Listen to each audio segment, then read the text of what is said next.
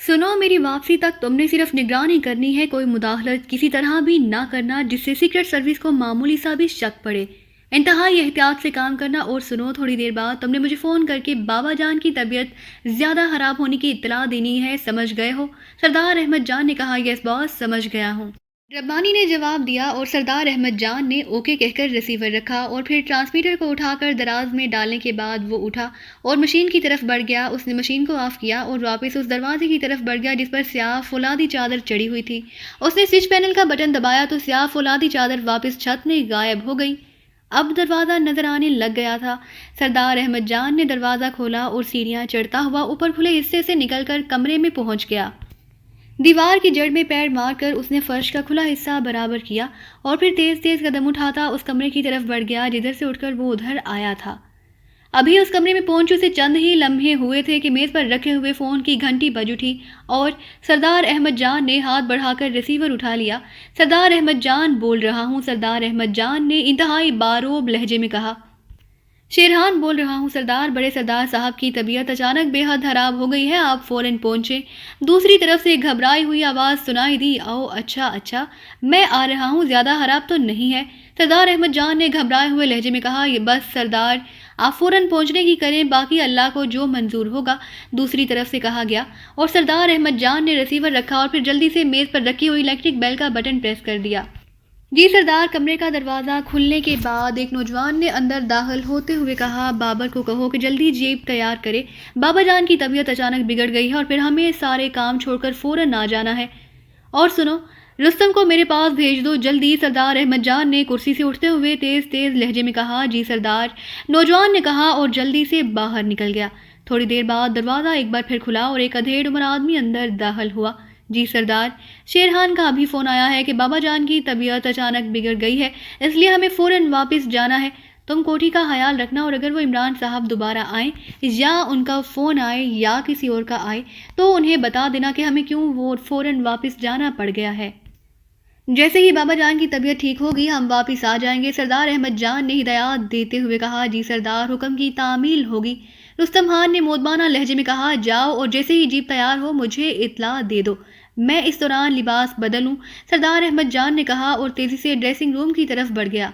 सफदर अपने फ्लैट में बैठा टेलीफोन पर एक दस्तावेजी फिल्म देखने में मसरूफ़ था। उसे दस्तावेजी फिल्में बेहद पसंद थी, इसलिए उसके पास पूरी दुनिया में बनी हुई वीडियो दस्तावेजी फिल्मों का खासा बड़ा ज़ख़ीरा मौजूद था।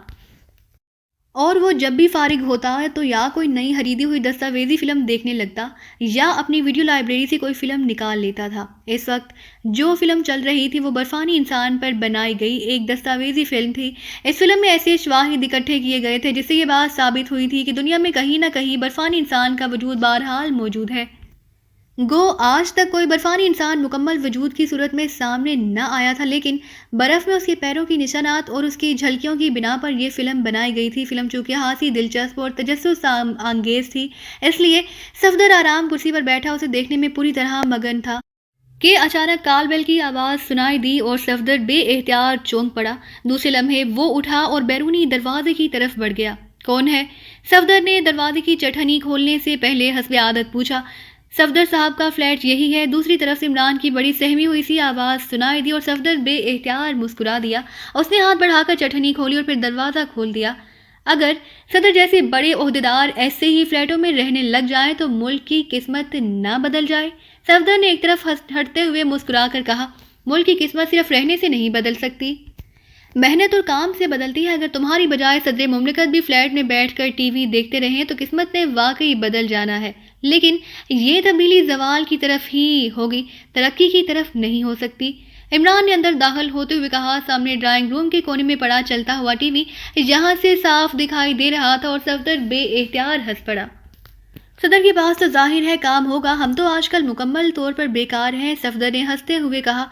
अरे बर्फानी इंसानी फिल्म देख रहे हो? वाह, आग के इंसान को वाकई बर्फानी नज़ारा ही अच्छा लगता है, ठंडक ना सही, ठंडक का एहसास ही सही। इमरान ने ड्राइंग रूम में दाखिल होते हुए कहा। आग का इंसान? क्या मतलब? इंसान तो मिट्टी से बना हुआ है, आग से तो शैतान बना है, सफदर ने मुस्कुराते हुए कहा। चलो, अगर तुमने गलती दुरुस्त कर ही ली है तो ऐसे ही सही। मैं तो इसलिए कह रहा था कि यहाँ पाकिस्तान में जिस कदर गर्मी पड़ती है यहाँ के रहने वाले को आग का इंसान भी कहा जा सकता है। بہرحال اپنے متعلق تم بہتر جان سکتے ہو، عمران نے شرارت بھرے لہجے میں کہا تو صفدر بے اختیار کھلکھلا کر ہنس پڑا، کیونکہ عمران نے بڑے خوبصورت انداز میں اس کے اپنے فکرے کے مطابق اسے شیطان بنا دیا تھا۔ بہرحال صفدر نے ٹی وی بند کر دیا۔ ظاہر ہے عمران کی موجودگی میں کسی دوسری دلچسپی سے لطف لینے کا سوال ہی پیدا نہ ہوتا تھا۔ آج ادھر کیسے بول پڑے آپ؟ صفدر نے کرسی پر بیٹھتے ہوئے مسکرا کر کہا۔ بر دکھاوے کے لیے جا رہا تھا، میں نے سوچا کہ چلو شابالہ کو بھی ساتھ لے جایا جائے، عمران نے بڑے معصوم سے لہجے میں کہا۔ بر دکھاوے کے لیے؟ اور سمجھ گیا، مطلب ہے کہ آپ جولیا کے فلیٹ پر جا رہے تھے، صفدر نے ہنستے ہوئے کہا۔ بس یہی تمہاری سمجھ والی خصوصیت ایسی ہے کہ تم سکہ بند قسم کے شابالہ بن سکتے ہو، عمران نے کہا، اور صفدر ایک بار پھر ہنس پڑا۔ لیکن عمران صاحب، جولیا کے فلیٹ میں جاتے ہوئے آپ کو میرا سہارا لینے کی کیا ضرورت پڑ گئی تھی؟ صفدر نے جان بوجھ کر بات کو آگے بڑھاتے ہوئے کہا۔ تمہیں معلوم تو ہے کہ پاکستان میں اب اسلامی قانون نافذ ہو چکا ہے اور جولیا بہرحال نامحرم ہے، اس لیے اکیلے اس کے فلیٹ میں جانا قانون کی نگاہ میں مشکوک بھی ہو سکتا ہے، عمران نے کہا تو صفدر بے اختیار کھلکھلا کر ہنس پڑا۔ تو آپ یہ نہ ہٹا کیوں نہیں دیتے؟ صفدر نے پوری طرح لطف لیتے ہوئے کہا۔ تمہارا مطلب ہے کہ اس فلیٹ سے جولیا کو ہٹا کر پھر وہاں جاؤں؟ عمران نے سوالیہ لہجے میں کہا۔ ارے کمال ہے، آپ جیسا آدمی بھی میری بات نہیں سمجھ سکا۔ آپ نے کہا ہے کہ جولیا نامحرم ہے، اس لیے آپ وہاں اکیلے نہیں جانا چاہتے، اس لیے میں نے کہا ہے کہ آپ نہ ہٹا دیں اور جولیا کو محرم بنا لیں، پھر تو کوئی پابندی نہ ہوگی، صفدر نے اپنی بات کی وضاحت کرتے ہوئے کہا۔ یعنی تمہارا مطلب ہے کہ ذرا سی امید جو باقی رہ گئی ہے اس کا بھی خاتمہ بالخیر ہو جائے، عمران نے منہ بناتے ہوئے کہا۔ امید کا خاتمہ بالخیر؟ کیا مطلب؟ اس بار صفدر چونک پڑا۔ ظاہر ہے نہ کی وجہ سے ہی تو سارا سکوپ تھا، نہ ہٹ گیا تو سکوپ ختم۔ نامحرم کا مطلب ہوتا ہے جس سے شادی ہو سکتی ہو، اور محرم وہ ہوتا ہے جس سے شادی ہو ہی نہ سکتی ہو، جیسے ماں باپ، بہن وغیرہ۔ اب مجھے یہ تو معلوم نہ تھا کہ تم اس قدر عالم فاضل آدمی ہوگے، اس لیے میں نے تو نہ کا سیدھا سادہ مطلب لیا تھا کہ مشہور مثال ہے کہ وہ سیاست دان ہی نہیں جو ہاں نہ کہے، اور وہ عورت ہی نہیں جو نہ کہے، اور ظاہر ہے جولیا عورت ہے، اس لیے میں سمجھا کہ نہ ہٹا دینے کا مطلب ہے کہ جولیا کو فلیٹ سے ہٹا دیا جائے، عمران نے اس طرح وضاحت کرتے ہوئے کہا جیسے استاد بچوں کو سبق پڑھاتے ہیں، اور صفدر کے چہرے پر گہری ندامت کے آثار پھیلتے چلے گئے۔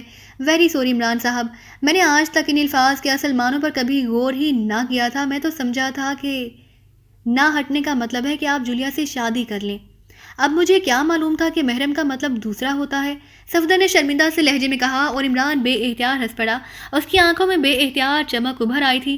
واہ، کیا خوبصورت لفظ بولا ہے تم نے، شادی! جی چاہتا ہے تمہارا منہ چوم لوں، لیکن تمہارے منہ پر موجود مونچھوں کا برش ذرا ہارڈ قسم کا ہے، اس لیے مجبوری ہے، میں تو تمہارے مشورے پر عمل درآمد کے لیے تیار ہوں، بزرگ کہتے ہیں نیک مشورے پر فوری عمل درآمد کرنا چاہیے، لیکن اب کیا کروں، یک طرفہ ٹریفک والا مسئلہ ہے، عمران نے مسکراتے ہوئے کہا، اور صفدر ایک بار پھر ہنس پڑا۔ آپ کم از کم میرے سامنے تو یہ بات نہ کیا کریں، آپ بھی اپنے متعلق مس جولیا کے جذبات اچھی طرح جانتے ہیں، اس کے باوجود اب میں کیا کہوں، صفدر نے مسکراتے ہوئے بات ادھوری چھوڑ دی۔ تم سب کچھ سے کہہ سکتے ہو، شابالہ کو حق ہوتا ہے ہر بات کہنے کا، لیکن ایک مسئلہ اور بھی ہے کہ شابالہ عام طور پر شادی شدہ ہوتا ہے، اس کا مطلب ہے کہ پہلے تمہارا نمبر آئے گا، پھر ہی تم شابالہ بن سکو گے۔ چلو مسئلہ ختم، نہ ہی چیف نے تمہارا نمبر لگنے دینا ہے اور نہ تم نے شابالہ بننا ہے، عمران نے بڑے مسکراتے ہوئے لہجے میں کہا، اور صفدر بے اختیار ہنس پڑا۔ ٹالنے کے لیے آپ واقعی انتہائی خوبصورت جواز پیدا کر ہی لیتے ہیں، بہرحال آپ بیٹھے، میں آپ کے لیے چائے بناتا ہوں، صفدر نے کرسی سے اٹھتے ہوئے کہا، اور عمران کے سر ہلانے پر وہ تیزی سے سائڈ میں موجود کچن کی طرف بڑھ گیا۔ عمران نے میز پر رکھا ہوا ایک رسالہ اٹھایا اور اسے دیکھنے لگا، لیکن پھر اسے رکھ کر وہ اٹھا اور ایک سائڈ میں موجود کتابوں کے ریک کی طرف بڑھ گیا۔ وہ چونکہ ذہنی طور پر فارغ تھا، اس لیے اس نے سوچا کہ شاید صفدر کی ذاتی لائبریری سے کوئی اچھی سی کتاب مل جائے تو وہ اسے پڑھنے کے لیے ساتھ لے جائے گا، لیکن پھر اس نے ایک کتاب بند کی، اسے کھینچ کر وہ واپس کرسی کی طرف مڑا ہی تھا کہ یکلخت چونک پڑا۔ دوسرے لمحے وہ تیزی سے ریک کی طرف گھوما اور غور سے اس خالی جگہ کو دیکھنے لگا جہاں سے اس نے کتاب کھینچی تھی، پھر اس نے پھرتی سے دائیں طرف والی کتاب کو بھی اٹھا لیا اور اس کے ساتھ ہی اس کے حلق سے ایک طویل سانس نکل گیا۔ یہ تو بک ربن ہے، میں سمجھا نہ جانے کیا چیز ہے، عمران نے بڑبڑاتے ہوئے کہا، کیونکہ پہلی کتاب نکالتے وقت اسے سرخ رنگ کے ربن کے سرے کی جھلک ساتھ والی کتاب سے نکلی ہوئی دکھائی دی تھی، اور اس کا انداز ایسا تھا جیسے وہ کسی ڈائنامیٹ کا فلیکا ہو، اس لیے عمران چونکا تھا، لیکن اب ساتھ والی کتاب نکالنے سے اسے معلوم ہو گیا تھا کہ جیسے کہ جسے وہ ڈائنامیٹ کا حلی کا سمجھا تھا وہ دراصل کتاب کے اندر نشانی رکھنے کے لیے لگائے جانے والا ربن ہے جو کتاب سے نکل کر ریک کے تختے پر گر گیا تھا اور اس کے اوپر کتاب آ گئی. اس کا دوسرا سرا تختے کی درمیانی جھری میں ڈھلکا ہوا تھا. اس نے ہاتھ بڑھا کر وہ ربن اٹھایا تاکہ اسے کتاب کے اندر رکھ دے، لیکن جیسے ہی وہ ربن کو اٹھانے لگا اس کا دوسرا سرا ریک کی پشت اور تختے کی درمیانی جھری میں پھنس گیا. کیا مطلب؟ عمران نے حیرت بھرے انداز میں سوچا اور پھر اس نے جھک کر تختے کے نیچے سے اس کے دوسرے سرے کو دیکھا ہی تھا کہ بے اختیار اچھل پڑا. دوسرے لمحے اس نے ربن کو چھوڑ کر تختے کے نچلے حصے میں ہاتھ ڈالا اور پھر جیسے ہی اس کا ہاتھ باہر آیا اس کی آنکھیں حیرت سے پھیلتی گئیں کیونکہ ربن کے دوسرے سرے پر ایک انتہائی جدید ڈکٹا فون بٹن بندھا ہوا تھا. عمران اسے غور سے دیکھتا رہا، ویسے اس کی آنکھوں میں اب بھی شدید ترین حیرت موجود تھی. دوسرے لمحے اس نے جلدی سے اسے دوبارہ بالکل پہلے کی طرح رکھ دیا اور پھر کتابوں کو واپس رکھ کر وہ کرسی پر آ کر بیٹھ گیا. اسی لمحے صفدر چائے کے 2 کپ اٹھائے ڈرائنگ روم میں داخل ہوا. کیا ہوا؟ آپ کچھ پریشان سے دکھائی دے رہے ہیں. صفدر نے عمران کے چہرے پر چھائی ہوئی سنجیدگی اور سوچ کو مارک کرتے ہوئے حیرت بھرے لہجے میں پوچھا. بس اچانک خیال آ گیا کہ تمہیں شاہ بالا بنانے کے چکر میں کہیں میں ساری عمر کموارہ ہی نہ رہ جاؤں. اسی لیے سوچ رہا تھا کہ کسے شاہ بالا بنایا جائے، لیکن سوائے سپر فیاض کے اور کوئی ایسا آدمی ہی نہیں جو شادی شدہ ہو، اور سپر فیاض کو تم جانتے ہو وہ شالہ بننے کی بجائے خود دولہا بننے کے لیے تیار ہو جائے گا. عمران نے مسکراتے ہوئے کہا اور صفدر بے اختیار ہنس پڑا. آپ نے خود ہی کوشش نہیں کی. چلیے سیکرٹ سروس کے ممبران کا مسئلہ تو چیف کی اجازت پر منحصر ہے، مگر ٹائیگر تو سیکرٹ سروس کا ممبر نہیں. اسی طرح سلیمان ہے، جوزف ہے، جوانا ہے، کسی ایک کی شادی کرا دیجیے بس. شاہبالا تیار. صفدر نے کرسی پر بیٹھ کر چائے کی چسکی لیتے ہوئے کہا. اصل میں میری قسمت میں کوئی گڑبڑ ہے، مجھے جو بھی ملتا ہے عورت بیزار ہی ملتا ہے. ٹائیگر صفدر کو بلڈ ریز مشن کے دوران ایک محترمہ ساگوری نے پسند کر لیا تھا، لیکن ٹائیگر صاحب حالی ہونہار قسم کے ٹائیگر ثابت ہوئے. جوزف تو عورت کا تصور کرتے ہی کانپنے لگ جاتا ہے، اسے فوراً ہی شیکا کی جھیل کے کنارے پر ناچنے والی وہ عورتیں یاد آ جاتی ہیں جو مردوں کا خون چوستی ہیں. اور جہاں تک جوانا کا تعلق ہے، اسے شادی کرنے سے زیادہ عورتوں کی گردنیں توڑنے میں لطف آتا ہے. اور رہ گیا سلیمان تو وہ واقعی تیار ہے، لیکن جہاں میری مفلسی آڑے آ جاتی ہے، اس کی سابقہ تنخواہیں اور بونس کی ادائیگی ہو تو اس کا کام بنے. اب مفت میں تو شادی ہونے سے رہی. عمران نے منہ بناتے ہوئے کہا اور صفدر ایک بار پھر کھلکھلا کر ہنس پڑا. پھر تو واقعی آپ کو طویل انتظار کرنا پڑے گا. صفدر نے ہنستے ہوئے کہا. ارے نہیں، اتنا مایوس ہونے کی بھی ضرورت نہیں.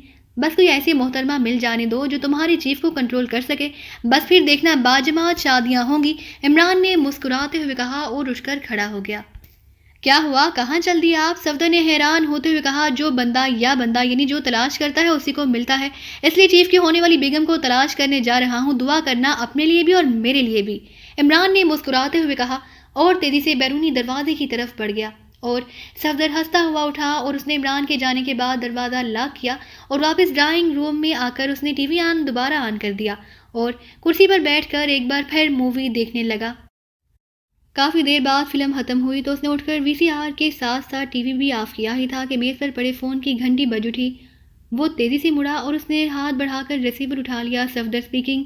صفدر نے کہا. جولیا بول رہی ہوں صفدر، چیف نے ایمرجنسی آرڈر دیا ہے. دوسری طرف سے جولیا کی اسپاٹ آواز سنائی دی. Emergency order? صفدر نے بری طرح چونکتے ہوئے کہا. ہاں، چیف کے دوسرے آرڈر تک ایمرجنسی آرڈر جاری رہے گا، انتہائی محتاط رہنا. جولیا نے اسی طرح اسپاٹ لہجے میں کہا اور اس کے ساتھ ہی رابطہ ختم ہو گیا. صفدر نے ہونٹ بیچتے ہوئے ریسیور رکھ دیا. اس کے چہرے پر گہری سنجیدگی طاری تھی. ایمرجنسی آرڈر ایک خاص کوڈ تھا اور صفدر اس کوڈ کے معنی اچھی طرح جانتا تھا. ایمرجنسی آرڈر کا مطلب تھا کہ فلیٹ چھوڑ کر متبادل رہائش گاہ پر شفٹنگ، نام بھی تبدیل اور میک اپ بھی کرنا ہوگا. اس کے ساتھ ہی انتہائی احتیاط کا مطلب تھا کہ نگرانی سے ہوشیار رہا جائے. لیکن وہ سوچ رہا تھا کہ آخر اچانک ایمرجنسی آرڈر نافذ ہونے کا مقصد کیا ہے.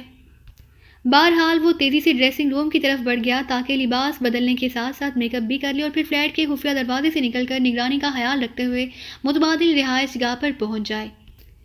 سیاہ رنگ کی کار تیزی سے مڑ کر ایک شاندار کوٹھی کے گیٹ پر رک گئی اور ڈرائیور نے، جو ایک مقامی آدمی تھا، نیچے اتر کر ستون پر لگی ہوئی کار بیل کا بٹن دبا دیا. دوسرے لمحے سائڈ پھاٹک کھلا اور ایک مقامی نوجوان باہر آ گیا. SV3.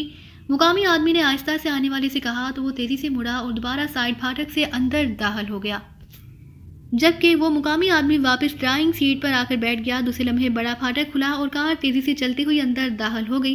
پوش میں 2 کاریں پہلے سے موجود تھیں. سیاہ رنگ کی کار بھی ان کے حکم میں جا کر رک گئی. برآمدے میں 2 آدمی بڑے چوکنا انداز میں کھڑے تھے. SV3 کار سے اترنے والے نے اونچی آواز میں کہا تو ان دونوں نے بے اختیار بوکھلاہٹ بھرے انداز میں اسے سلام کیا اور تیزی سے اس کی طرف بڑھے۔ ربانی کدھر ہے؟ آنے والے نے سخت لہجے میں پوچھا۔ باس آپریشن روم میں ہے، ان میں سے ایک نے انتہائی مودبانہ لہجے میں کہا اور آنے والا سر ہلاتا ہوا آگے بڑھ گیا۔ درمیانی راہداری سے گزر کر وہ آخر میں موجود سیڑھیاں اترتا ہوا ایک بند دروازے پر پہنچا جس پر سرخ رنگ کا بلب جل رہا تھا۔ ربانی دروازہ کھولو، میں سردار احمد جان ہوں۔ آنے والی نے سائڈ پر لگے ہوئے ایک بٹن کو پریس کرتے ہوئے سخت اور تحکمانہ لہجے میں کہا۔ تو دوسرے لمحے دروازے کے اوپر جلتا ہوا سرخ بلب بجھ گیا اور اس کے ساتھ ہی دروازہ آٹومیٹک انداز میں کھلتا چلا گیا۔ سردار احمد جان جو مقامی میک اپ میں تھا آگے بڑھا۔ یہ ایک بڑا ہال تھا جس میں دیواروں کے ساتھ مختلف قسم کی مشینیں نصب تھیں اور ہر مشین کے سامنے ایک آدمی موجود تھا۔ ایک سائڈ پر شیشے کا بنا ہوا ایک کیبن تھا۔ اسی لمحے کیبن کا دروازہ کھلا اور ایک نوجوان باہر آ گیا۔ آپ آ گئے باس؟ نوجوان جو ربانی تھا اسپاٹ سے لہجے میں کہا۔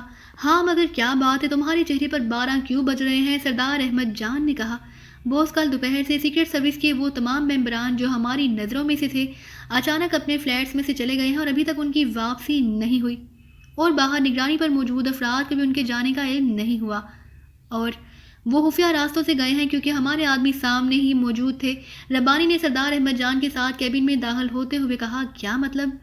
کدھر چلے گئے ہیں وہ؟ سردار احمد جان نے اندر موجود ایک کرسی پر بیٹھتے ہوئے انتہائی حیرت بھرے لہجے میں کہا۔ بوس پہلے اس عورت جولیا کی فون کال آئی، ایکس2 نے اس سے بات کی تھی۔ اس نے اس سے کہا کہ سب ممبرز کو اطلاع دے دو کہ تا حکم ثانی ایمرجنسی آرڈر جاری رہے گا۔ وہ سب انتہائی محتاط رہے۔ اس جولیا نے پوچھا کہ یہ آرڈر اس کے لیے بھی ہے تو اس ایکس2 نے یس کہا اور رابطہ ختم ہو گیا۔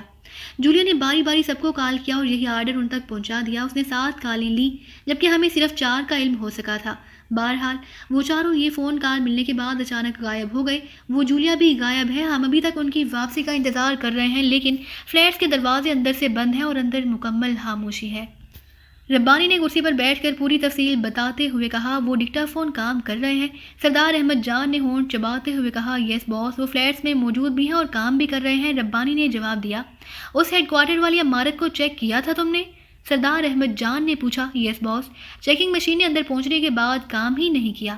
یوں لگتا ہے جیسے اندر کوئی ایسا خصوصی انتظام ہے کہ جو مشین بھی اس کے اندر پہنچتی ہے یکلخت کام کرنا چھوڑ جاتی ہے۔ پہلے بھی عمران کی کار جیسے ہی اس عمارت کے اندر گئی اس کے بمپر کے نیچے لگے ہوئے اسپیشل انڈیکیٹر نے کام چھوڑ دیا اور اب بھی ایسا ہی ہوا ہے، ربانی نے جواب دیتے ہوئے کہا۔ عمران تو نظروں میں بھی ہے یا وہ بھی غائب ہو چکا ہے؟ سردار احمد جان نے ہونٹ بھینچتے ہوئے کہا۔ وہ بھی غائب ہے۔ وہ صفدر کے فلیٹ پر گیا، وہاں پہلے وہ گپے ہانکتے رہے، اس کے بعد وہ فلیٹ سے گیا۔ ہمارے آدمی اس کی نگرانی کر رہے تھے لیکن ایک سڑک کا موڑ مڑنے کے بعد اس کی کار اچانک غائب ہو گئی۔ یوں لگتا ہے جیسے کار کو آسمان کھا گیا ہو یا زمین نکل گئی۔ اس ساری سڑک کی چیکنگ کر لی گئی ہے لیکن کوئی اتا پتہ نہیں چل سکا اور نہ ہی وہ فلیٹ میں واپس آیا ہے۔ اب میں اس کے فلیٹ کی نگرانی کرا رہا ہوں، ربانی نے جواب دیتے ہوئے کہا۔ ان سب لوگوں کا اس طرح اچانک غائب ہو جانے کا مطلب تو یہی ہو سکتا ہے کہ انہیں یہ معلوم ہو گیا ہے کہ سیکرٹ سروس کے ممبروں اور ان کی رہائش گاہوں کی نگرانی ہو رہی ہے، اور ہو سکتا ہے کہ کسی فلیٹ میں موجود ڈکٹا فون ان کی نظروں میں آ گیا ہو۔ سردار احمد جان نے ہونٹ بھینچتے ہوئے کہا۔ اگر ایسی بات ہوتی باس تو پھر کم از کم وہ ڈکٹا فون تو ضرور آف کر دیا جاتا جبکہ سارے ڈکٹا فون باقاعدہ کام کر رہے ہیں، ربانی نے جواب دیتے ہوئے کہا۔ او ویری بیڈ ربانی، فوراً ان ڈکٹا فونز کا رابطہ ختم کر دو ورنہ ویوز ڈکٹیٹر کی مدد سے وہ ان ڈکٹا فونز کا ریسیونگ سینٹر تلاش کر کے یہاں ہمارے سروں پر آ کھڑے ہوں گے، سردار احمد جان نے بوکھلائے ہوئے انداز میں کہا اور ساتھ ہی ایک جھٹکے سے اٹھ کھڑا ہوا۔ واقعی باس، لیکن اس طرح اگر وہ دوبارہ فلیٹس میں آ گئے تو ہمیں معلوم ہی نہ ہو سکے گا، ربانی نے کہا۔ صرف ایک آدمی ان کے فلیٹس کے سامنے رکھ لو، فوری طور پر یہ مشینی لنک بند کر دو، جلدی کرو، سردار احمد جان نے کہا تو ربانی تیزی سے کیبن میں موجود ایک طویل اور عریض مشین کی طرف بڑھ گیا اور اسے آپریٹ کرنے میں مصروف ہو گیا۔ تھوڑی دیر بعد وہ پلٹا تو سامنے موجود مشین مکمل طور پر آف ہو چکی تھی، حالانکہ پہلے اس پر چھوٹے چھوٹے کئی بلب مسلسل جل بجھ رہے تھے۔ عامر سہیل کا کیا ہوا؟ سردار احمد جان نے پوچھا۔ وہ ہیڈ کوارٹر میں موجود ہے، میک اپ ختم کر دیا گیا ہے اور اس کے ساتھ اس کا تمام سیٹ اپ بھی، ربانی نے جواب دیا۔